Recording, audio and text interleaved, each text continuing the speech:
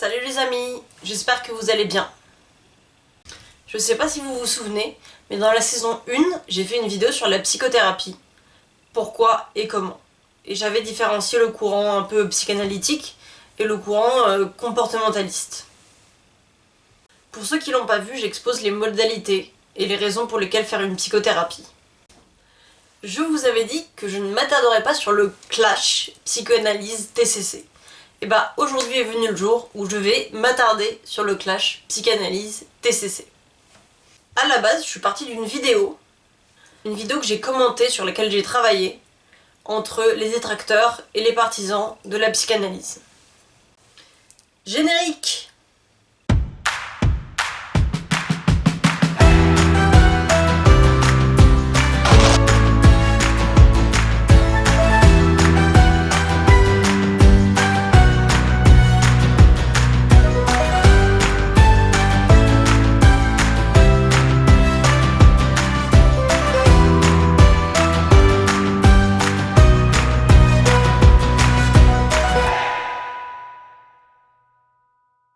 Est venu le jour où on va parler de ce petit clash tel Booba avec La Fouine.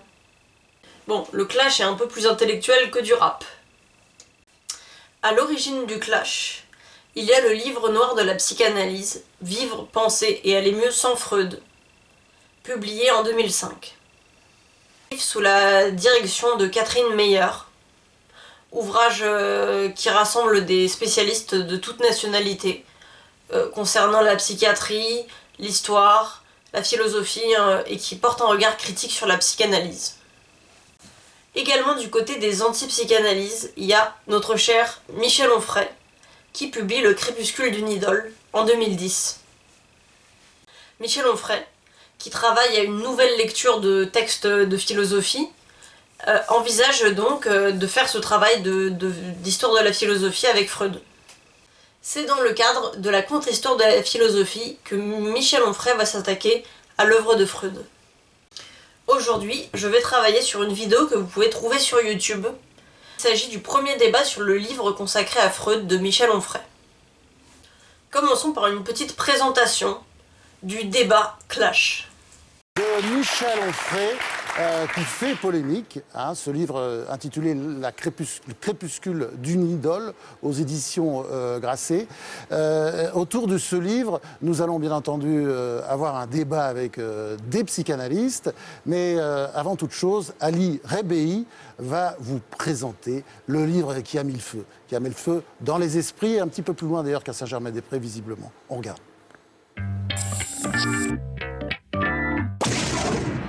Menteur, méchant, manipulateur, pire que le docteur Mabuse, Sigmund Freud.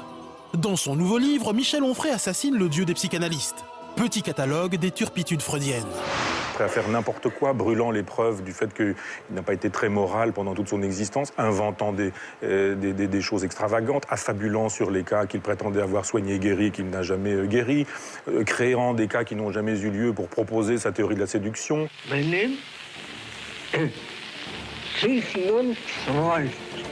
Pour Michel Onfray, le génie de Freud, c'est d'avoir érigé sa névrose personnelle en religion, d'avoir extrapolé ses fantasmes à la totalité de l'humanité.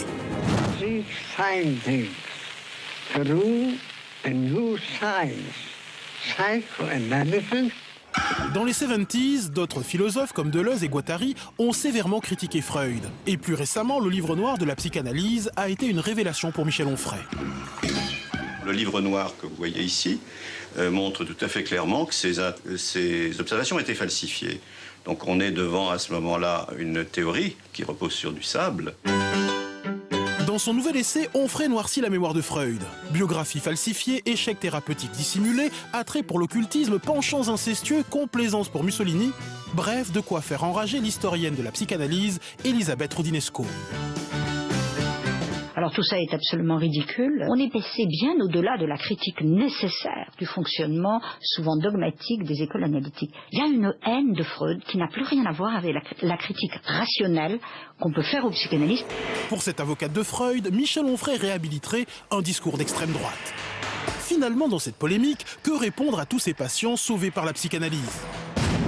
Moi, sur moi, acte manqué, refoulement, stade anal, pulsion de mort, complexe d'Oedipe. Que faire de tous ces concepts entrés dans la culture et utilisés par tous? Enfin, pour réconcilier tout le monde, sans la psychanalyse, Woody Allen n'aurait peut-être pas réalisé autant de chefs-d'œuvre. Why did you start seeing a shrink? Oh, I started so long ago, now I've forgotten why I started. Et rien que pour ça, merci Dr Freud. Voilà à quoi ressemble le clash. Il y a d'un côté Michel Onfray, l'auteur du Crépuscule d'une idole. Il y a une des historiennes qui a participé au livre noir de la psychanalyse, dont je n'ai pas trouvé le nom, malheureusement. Et de l'autre côté, il y a Boris Cyrulnik, neuropsychiatre et psychanalyste. Et Clotilde Le Guil, qui est psychanalyste. Bon, Onfray et Cyrulnik étant des hommes assez intelligents et libres, ils ne se clashent pas. Ils restent tout à fait courtois et saluent le travail l'un de l'autre. La psychanalyse, c'est un livre qui a fait beaucoup de bruit il y a quelques temps. Vivre, penser, aller mieux sans Freud.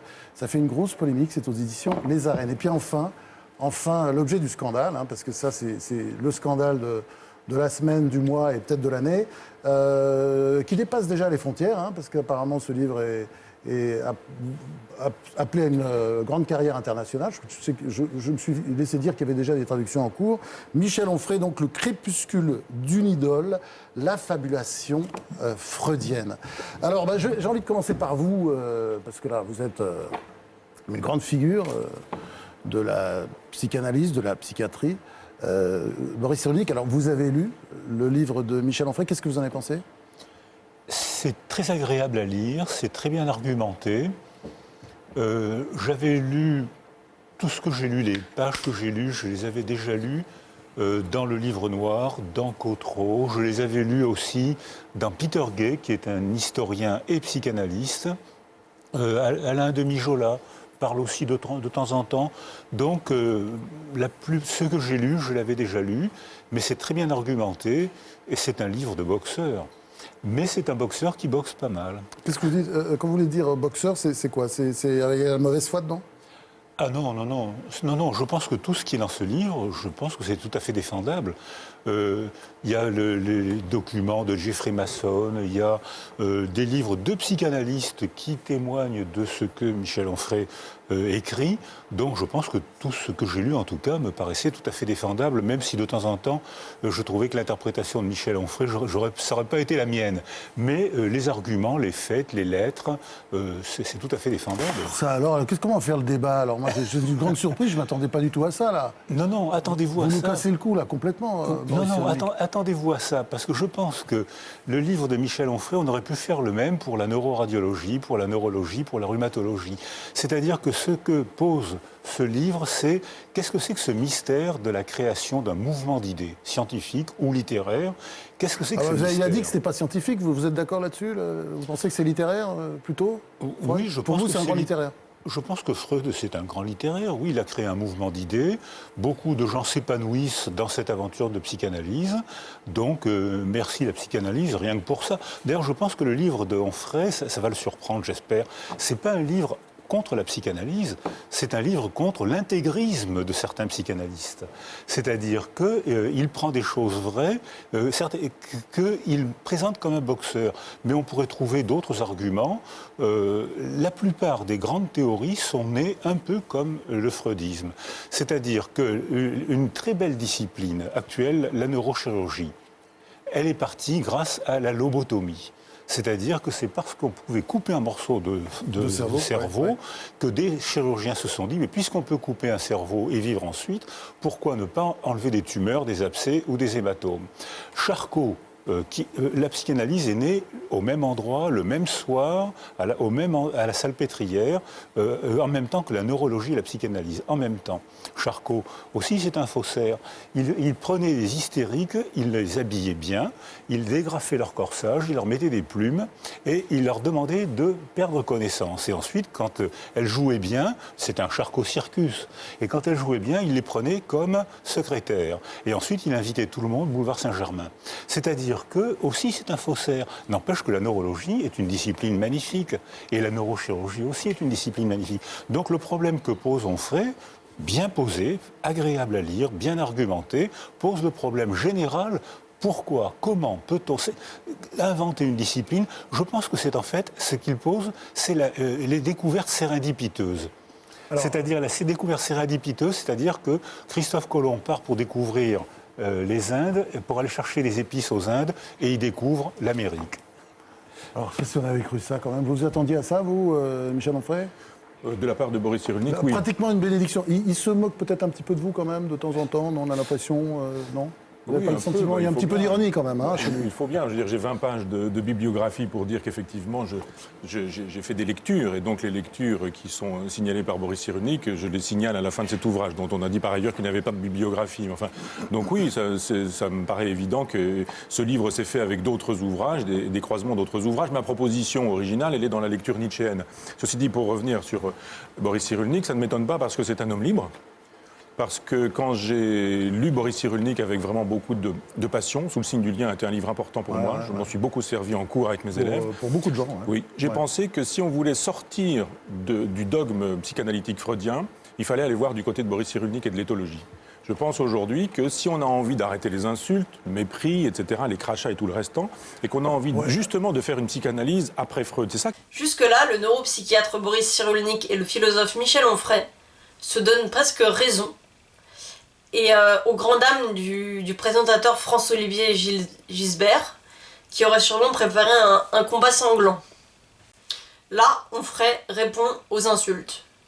Je pense aujourd'hui que si on a envie d'arrêter les insultes, le mépris, etc., les crachats et tout le restant, et qu'on a envie justement de faire une psychanalyse après Freud, c'est ça qui m'intéresse. Et vous avez raison.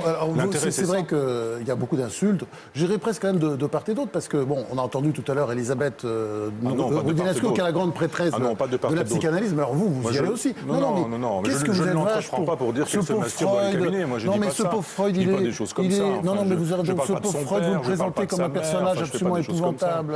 Je ne l'ai pas traité de nazi, j'ai pas fait ça. Non, pas de part et d'autre. Crypto-fasciste un peu quand même.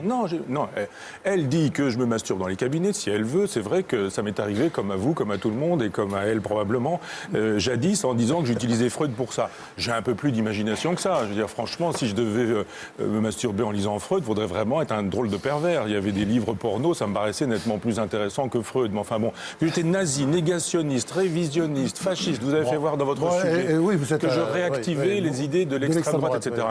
Voilà d'une part, mais d'autre part, cherchez chez moi des insultes qui ressembleraient à ça, vous n'en trouverez pas.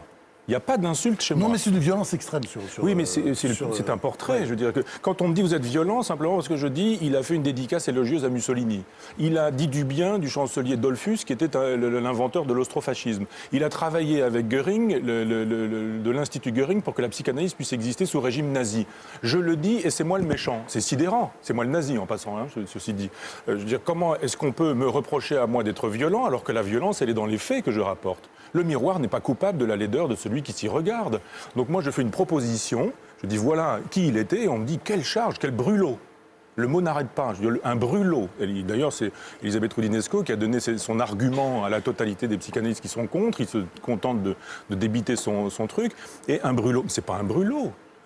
C'est pas un pamphlet non plus. On a dit exactement la même chose avec le traité d'athéologie, parce que c'est une religion. C'est un livre, c'est un livre très violent. Enfin, vous ne pouvez pas dire que... Boris Cyrulnik parle de boxeur. Moi, je pense que Nietzsche a raison de dire qu'il faut philosopher au marteau. Ça ne veut pas dire que pour autant, ce que je fais n'est pas fondé, argumenté, n'est pas soutenu par des documents, et je ne fais pas un travail d'historien. J'ai célébré Jacques Van Rellert, j'ai célébré Bort Jacobsen, Cotreau, enfin tous ces gens qui ont fait ce travail magnifique avec vous, en disant qu'ils avaient fait un travail d'historien considérable et que moi je me permettais un travail de philosophe sur ce travail d'historien. Donc oui, d'accord avec vous, il y a effectivement des utilisations des travaux d'historien, car je ne suis pas historien. Et n'étant pas historien, je ne fais pas comme d'aucuns, voire d'aucune, je ne me dis pas historien alors que je ne le suis pas.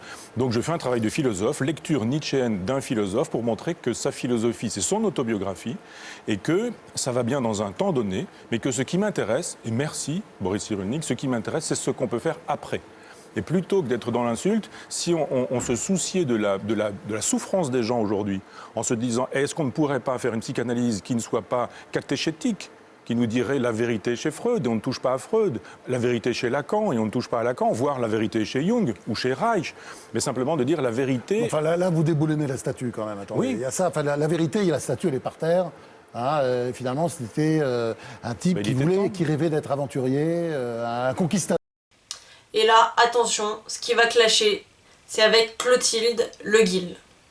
Non, psychanalyste. Alors, qu'est-ce que vous pensez de la thèse de Michel Onfray, qui, dans ce livre par ailleurs excellent, démolit totalement l'idole? Alors, je suis très contente que le livre de Michel Onfray soit présenté avec le livre noir de la psychanalyse, parce qu'il me semble que c'est le tome 2 du livre noir de la psychanalyse. Voilà, donc moi, j'ai absolument pas retrouvé quoi que ce soit de ce que j'avais pu aimer chez Freud, évidemment, en tant que philosophe, parce que je suis d'abord philosophe, en tant qu'analysante, en tant qu'analyste, en tant que femme. Il me semble que la psychanalyse au XXIe siècle représente une alternative aux thérapies cognitivo-comportementales, ce que le livre noir de la psychanalyse a tout à fait présenté de façon conséquente. Et je pense que l'enjeu... Et voilà, les thérapies comportementales et cognitives, TCC, viennent sur le tapis. Et c'est dans la bouche de Clotilde Le Guil, c'est pas du positif. Analyse a tout à fait présenté de façon conséquente, et je pense que l'enjeu du livre de Michel Onfray est faussé, parce qu'aujourd'hui déboulonner Freud, c'est aussi finalement proposer une approche de la souffrance psychique à partir des thérapies comportementales. Parce que vous parlez de la souffrance psychique, mais justement... Vous ne trouverez pas le mot thérapie comportementale cognitive, alors ne dites pas que je les défends. Mais oui, mais justement, c'est ce qui me semble inconséquent, c'est que la psychanalyse a apporté avec Freud et après Freud, et apporte encore aujourd'hui, une approche de la souffrance psychique qu'elle est la seule à apporter comme ça. Une reconnaissance du rapport, je finis juste ma phrase, une reconnaissance du rapport entre la souffrance psychique et une vérité sur l'intimité du sujet. Donc la souffrance psychique n'est pas un trouble, n'est pas un dysfonctionnement, on ne cherche pas à la rééduquer, on ne cherche pas à s'adapter à tout prix aux exigences du marché. On n'est pas traité effectivement comme des rats dans des laboratoires qui sont exposés à des stimuli pour pouvoir s'orienter au bon endroit. Donc moi, il me semble qu'aujourd'hui, la psychanalyse représente une alternative face à une approche purement quantitative et déshumanisante de l'humain. Et donc, j'ai dit que les hommes étaient des rats de laboratoire, j'ai dit ça? Je parle... Et bim! Dans ta gueule, la TCC. Regardons la suite. Freud n'avait pas apporté une nouvelle approche de la souffrance psychique, comme s'il n'avait pas apporté aussi une nouvelle approche de la féminité, parce que vous n'avez pas l'air de... Il est misogyne, si vous appelez ça une nouvelle approche de la féminité. Eh bien, écoutez, moi, en tant que femme, misogyne, je suis désolée... Vous pouvez développer? Il nous dit par exemple que ce qui manque à la femme, c'est un pénis. Il lui manque le phallus et là un petit pénis rabougri, nous dit-il quand il parle du clitoris. Il nous dit voilà, l'évolution elle est normale, elle conduit jusqu'à l'homme. Quand elle n'est pas normale, elle s'arrête avec la femme. Et puis en matière de sexualité, la sexualité, c'est l'hétérosexualité. Et quand on n'est pas normal, ça s'arrête en cours de route et ça donne des homosexuels. Mais Freud, ça s'appelle de la misogynie et ça s'appelle de l'homophobie. Oui, alors juste sur la femme comme un homme castré. Alors, la femme est définie. Il y a plusieurs lectures de Freud. Moi, ce que je retiens de Freud aussi, c'est qu'il s'est posé... tout à fait, mais là, on parle de Freud.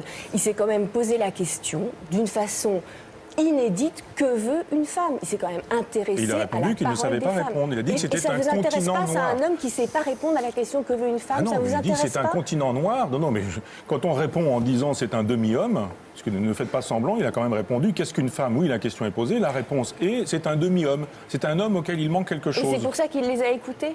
Mais il les a écoutés parce qu'elles étaient riches et célèbres et parce qu'elles le payaient très cher, 420 € la séance, et qu'il demandait une séance par jour. Non, il demandait qu'il ne voulait pas de patients pauvres, il faisait savoir que quand on était pauvre, on n'avait pas le droit au divan. Donc les femmes qu'il a écoutées... Et bim, dans ta gueule, Freud. Écoutées étaient souvent des princesses, des bourgeoises, etc. Pas seulement. C'est une vision très caricaturale. C'est pas caricatural du tout, c'est tout à fait vérifiable. Donnez le nom des patientes, vous verrez, Marie Bonaparte et quelques autres, c'était pas des gens pauvres. Et Freud refuse les gens pauvres en disant qu'il y a un bénéfice à la maladie quand on est pauvre. Puis quand on ne peut pas payer, on n'a pas le droit d'être guéri. Alors ne nous parlez pas de la souffrance comme une espèce de souci de Freud. Freud n'avait pas de souci de la souffrance. Des centres souffrance des riches, souffrance des bourgeois. Qui reçoivent aussi les gens gratuitement, c'est très réducteur de faire ce lien. Aujourd'hui, j'ai parlé de Freud. Donc je ne dis pas qu'il n'y a pas des psychanalystes et Boris Cyrulnik fait la démonstration qu'on peut l'être intelligemment, autrement, différemment, autrement qu'en dévot. Je demande simplement qu'on soit psychanalyste ailleurs que dans la dévotion. Alors, on va lui demander son arbitrage. C'est pas dans la dévotion. Boris Cyrulnik, d'abord donc Freud, macho. Ouvrez les guillemets, qu'on soit psychanalyste en dehors de la dévotion. Je retiens cette phrase qui pour moi est la plus sensée de tout le débat. En 1917, quand il n'a pas le prix Nobel, il écrit un texte dans lequel il dit qu'il y a 3 grands scientifiques, il y a Copernic, Darwin et moi-même. Alors il ne se présentait pas comme scientifique. Effectivement, il parle de la blessure narcissique, mais comme découverte d'un nouveau continent, ce que je crois. Oui. Donc ce qui se passe dans la psychanalyse n'a pas grand-chose à voir avec la théorie psychanalytique. C'est-à-dire que ce qui se passe en psychanalyse, on ne sait pas très bien ce qui se passe. Il se passe une aventure intime, affective, qui effectivement réconforte et sauve beaucoup de gens. Donc on a besoin de la psychanalyse. Certaines personnes s'épanouissent alors, dans la psychanalyse. Il est tellement horrible, Michel Onfray, dans son livre. Concernant l'expérience psychanalytique, mon expérience, très clairement, c'est que ça m'a sauvée. Il n'y a pas d'autre mot. Quand j'ai commencé l'aventure de la psychothérapie orientation analytique, j'étais totalement brisée, j'avais pas de repères, rien n'avait de sens, et c'était une grande catastrophe, mon existence. Et voilà, la psychothérapie, mon psychothérapeute m'ont aidé à donner du sens, à comprendre, à faire avec, à reprendre le contrôle, à redevenir sujet de sa vie. Et au regard de l'espérance de vie que j'avais il y a 2 ans concernant mon état suicidaire et dépressif, oui, la psychothérapie psychanalytique m'a sauvé la vie. Il n'y a pas d'autre mot. Bon, je vous avoue que je me suis un peu amusée avec cette vidéo combat. Mais voilà, on peut avoir la vie qu'on veut et chacun doit respecter la vie des autres. Qu'est-ce que c'est que cette connerie que je suis en train de sortir ? Bon, après le débat, Freud était-il misogyne, était-il homophobe, était-il intéressé par l'argent, le débat psychanalyse, pas psychanalyse, Freud, pas Freud, c'est intéressant. Mais le plus important, c'est que la psychothérapie est un travail qu'on fait avec un individu, avec qui ça match, avec qui on avance, qui a une connivence, quelque chose comme ça. Donc l'entente que vous aurez avec votre psychothérapeute, qui soit orienté TCC, psychanalyste ou intégratif ou tout ce que vous voulez, le plus important c'est la qualité de la relation qu'on a avec son thérapeute. Je pense que si la psychanalyse a autant de détracteurs, c'est sûrement parce qu'elle porte quelque chose de très révolutionnaire. C'est-à-dire que la psychanalyse replace l'homme à sa place, et donc un être mu par l'inconscient et donc pas tout puissant. Et ça dérange beaucoup les gens. Et personnellement, je pense que les gens qui sont des détracteurs de la psychanalyse ont peur de ce qu'ils découvriraient en psychanalyse. La psychanalyse, elle va à contre-courant des courants de pensée actuels. La psychanalyse, elle est à l'opposé de ces pensées de ces courants de pensée qui font de notre libre arbitre et de notre volonté des super pouvoirs. En fait, la psychanalyse nous remet à notre place, notre conscience, notre volonté, notre libre arbitre. Ils sont avant tout mus par l'inconscient. Et admettre qu'on n'est pas le roi du monde, on n'est pas le maître de notre propre maison, comme dit Freud, c'est difficile à admettre. Je peux le comprendre. Bon, je reconnais que cette petite vidéo était faite essentiellement pour que je m'amuse, et pour si vous êtes curieux de ce genre de débat. Je tiens à noter qu'en France, on est un beau pays pour ça, parce qu'il y a du débat, que les gens sont pas d'accord, que les gens s'expriment, qu'ils s'engueulent, que voilà. Et tous les points de vue ont le droit d'exister. Et ça, je trouve ça très bien. Je trouve qu'il est une très bonne chose que les psychanalystes, les comportementalistes, les intégratifs, que toutes ces formes de psychothérapie existe parce qu'il y a tout un tas d'individus à qui une va mieux convenir que l'autre. Et ça, je trouve ça vraiment très bien. Je tiens à rappeler aux personnes en souffrance morale, psychique, qu'il est une très bonne idée de faire un travail psychothérapeutique. Je rappelle que dans la saison 1, vous trouverez ma vidéo psychothérapie, pourquoi et comment. Et si vous êtes en souffrance, vous trouvez des personnes ressources, des personnes à qui vous adresser. Psychiatre, psychologue, psychomotricien, voilà. Demander de l'aide, c'est important.